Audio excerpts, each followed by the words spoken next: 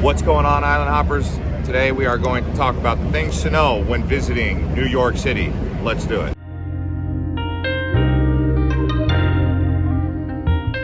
All right, as you guys know, New York City is absolutely huge. With that being said, depending on where you're staying in New York, there's going to be 3 different airports because New York City expands into Greenwich, Connecticut. It's in New York State, obviously, going up Long Island, and then into New Jersey. So if you're going to be staying in the Jersey side of things or closer to Jersey, you go fly into Newark. If you're going to be staying in downtown New York, someone might prefer LaGuardia if you're in Manhattan, or even JFK. JFK being the biggest of all the airports, so keep that in mind. Now, like I said, New York City is very big. I know out of JFK they do have a subway metro system that connects to the city, so that's really easy. But Newark, big airport, but it's on the Jersey side, so I recommend JFK.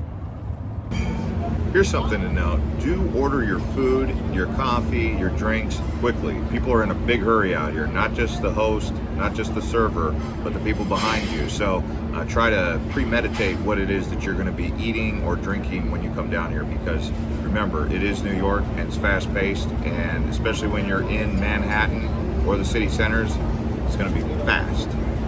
Things to know about visiting New York City, I would say, always make sure that everything on you is secure. But when I'm saying this, I'm not trying to scare you or send fear for you. I'm trying to tell you that New York City is safe, but make sure you take the extra precautions to make sure you have everything zipped up and you don't just leave your valuables out in open sight. In fact, here in a big city like this in Times Square, you might want to dress down a bit. You don't want to stand out. Now, every time I've come down here, I have not yet once seen any sort of pickpocket or any sort of activity like that, but that doesn't mean that it doesn't happen in broad daylight. So I'm just pointing that out because people are going to want to know, is it safe? Well, there's my advice on staying safe, is making sure you have your belongings secure on you and not just hanging out or taking things lightly. This is a very densely packed area. Things can happen quickly. Someone could bump up next to you and take something out of your pocket really quickly. Now, when it comes to things to consider about what to wear in New York City, this is going to be kind of tricky. If you're intending to show up to a chic boutique or a club or a show, there may be a dress code for that. But when you're out and about walking around Manhattan, Brooklyn, Bronx, Queens, wherever you're going to go, you might just want to wear a t-shirt and some shorts.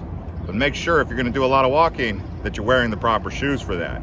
You don't typically see people wearing sandals out here. So if you're one of those type of people who thinks, oh, I'm going to come out here and bring my flip-flops or my sandals in New York, that's not really what you're going to do. You're going to bring some tennis shoes, some walking shoes. But like I said, if you plan on going to a show on Broadway or something, or a club, there might be a dress code, so do be aware to pay attention to that. Because we just talked about the clothes to wear, that's also going to go hand in hand with the weather. Now, obviously in the winter, you're gonna have to dress up for the winter. You know, maybe you'll have to wear a nice coat, thick coat, long johns, depending on how cold it gets. In the summertime, it does get humid and muggy. Spring, you can have a cold morning and a warm afternoon. So fall can be the same thing. Now, occasionally in the spring, you're gonna have days that are gonna feel like winter in March, in April. It can get really cold even in that time of year where it can get down into the freezing levels. But it can also warm up 2 days later. Like I said, during the summertime though, it's going to be humid and muggy, so take that into consideration. Occasionally, they do get hurricanes from the Atlantic. They come all the way up to New York, but very rare. So here's something to know about transportation in New York City. Hardly anyone really has or owns a car. They pretty much take taxis or Ubers all up and down the downtown area, because where are you gonna park in New York City? And if all these millions of people who come in here as visitors or working people in Manhattan tried to park, where's all the cars gonna fit? So that's why everyone drives in taxis or Ubers or subways or takes ferries like this Staten Island ferry, which is just so happens to be free actually. But if you guys wanted to get a Metro card, it's $2.75 per swipe, okay? So let's keep this tour moving. Here's things to know about going to the restroom in New York. whenever you get an opportunity, even if you don't necessarily have to go, you should probably take advantage of it, because around New York City, they don't have very many public bathrooms, restrooms. Anytime you get a chance, use it. Here's something to know about the way the city is laid out. So let's just take Manhattan, for example. You have downtown, midtown, and uptown. What that basically means is the southern part of Manhattan is downtown, which is where I'm at right now. So when you're by One World Trade, that's downtown. If you go up towards Central Park area, you're in midtown. So when someone says they're headed downtown, that means they're going 79, 78, 77, 76 towards the downtown area. If they're going midtown, they're going up, so they'll be going 79, 80, 81. And then if they end up on the north side of Manhattan, that's uptown. So here's the thing, people are always talking about how the people in the Northeast, or in particular in Brooklyn, New York, Queens, Manhattan, they're not friendly. From my experience, they really are. It's just they move really quickly. They don't have time for the good morning, casual, hey, how are you kind of conversation. They're in a hurry to do what they got to do, because they got millions of people compacted in a very densely populated area. And so when you're over here in New York, don't be too offended if someone doesn't give you the time of day. They got enough time to maybe answer your question, ask you where something's going on, or you ask a question what's going on. But for the most part, people are friendly. They're just in a hurry. Let's talk about cost of visiting New York, but in particular, we start out with things that are free to do in New York. So anything you can do that makes you closer to being like a local, like taking a ferry, the Staten Island ferry, for example, that's free. Also, taking a ferry just across from Manhattan to Brooklyn, $2.75. Last I heard, that's not gonna break the bank, now is it? There's plenty of other things you could do all across the city that are free, like go to Central Park.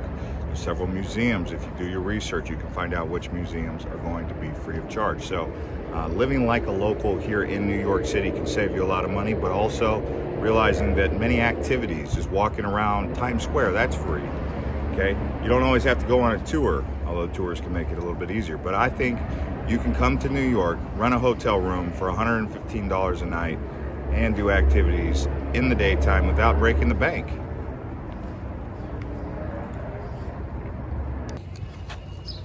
All right, so as you can see here, I've got a Nutella, banana, and it's a crepe with iced coffee.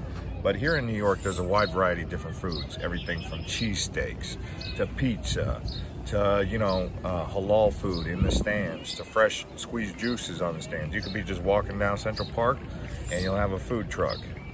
Or you'll be walking down Times Square and there'll be a food truck there, or there's many different restaurants. Now, when you do eat pizza here, because this is something you're gonna do, a cheesesteak, a pizza, you're gonna eat it with your hand. It is considered weird to eat pizza with a fork and a knife here. All right, guys, you guys can see these really skinny, tall towers. The reason they build them so skinny and tall nowadays is because the real estate that they're built on is so expensive. So they don't get a big piece of land. What do? Go straight up. You know how much an average home rents for, or an average apartment in Manhattan? $3,400 a month for a one bedroom.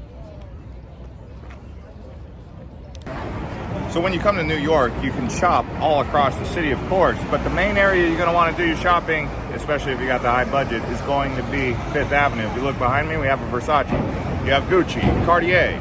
If you look across the street right here, you have Nike. So major shopping happens here. Obviously, it's famous for Saks Fifth Avenue and the Trump Tower, but this whole area up and down here, bring the big money. Here's something to know about visiting New York is try not to make eye contact with crazies. So if you see someone who's out there maybe trying to solicit money off people or being aggressive, the second you make eye contact with them, they think they have the right of way to engage with you further. So typically when you see panhandlers or people who are being aggressive on the streets, the second you make eye contact with them, that basically gives them the green light to engage in conversation with you further. And then sometimes it's really hard to get them to go away. So try to avoid eye contact with crazies. In summary, here's what I have to say about New York. You're gonna absolutely enjoy New York City. There are some boroughs that are probably not worth checking out, but if you do get a chance to go over towards Brooklyn, maybe even north, uptown, beyond Manhattan towards Harlem or Queens, in that area, Staten Island, you're not going to feel like you missed out on too much when you go to Staten Island. But overall, the main area you're really going to want to hang out and focus is going to be on the Manhattan Island. Okay, so that's where you really want to focus. So hope you guys have a good time and enjoy your stay here. And if you're new to Island Hopper TV, you can subscribe and watch some of these other videos. Like this video if this helped you out, and we'll see you on the next one.